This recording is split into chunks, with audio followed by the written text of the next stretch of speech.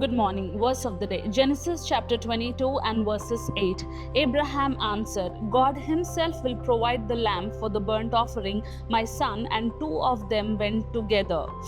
ఆమేన్. ఈ స్క్రిప్చర్ మనం చూసుకున్నట్లయితే అబ్రహాము అతని సర్వెంట్తో మాట్లాడుతూ ఏమంటున్నాడు అంటే, ఎప్పుడైతే ఇస్సాకుని బలి ఇవ్వడానికి తీసుకొని వెళ్తున్నారో అతని శిష్యులు అతన్ని అడుగుతున్నాడు, కానీ బలి ఇవ్వడానికి గొర్రెపిల్ల ఎక్కడ అంటే, నా దేవుడే అది నాకు ఇస్తాడు అని ఇక్కడ అబ్రహాం అంటున్నాడు.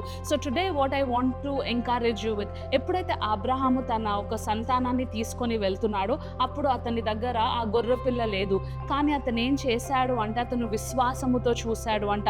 నా దేవుడు నమ్మదగిన దేవుడు అని అతను ఎంచాడు అంట. దేవుడు ఒకవేళ నాకు వాగ్దానము చేస్తే తప్పకుండా ఆ వాగ్దానం నెరవేరుస్తాడు అని నమ్మాడు అంట. అందుకే మనం ఎప్పుడైతే దేవుడు అబ్రహాముని నీ సంతానంను బలి ఇమ్మన్నాడో అతను ఒక స్టెప్ కూడా వెనకాలకి తీసుకోలేదు, కానీ అతను ఏం చేశాడంటే అతను బలి ఇవ్వడానికి వెళ్ళాడంట.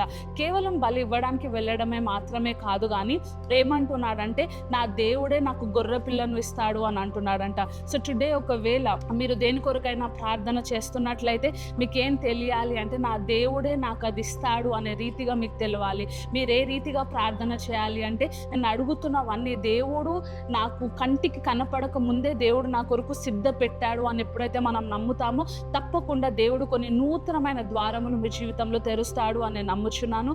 Thank you. God bless you.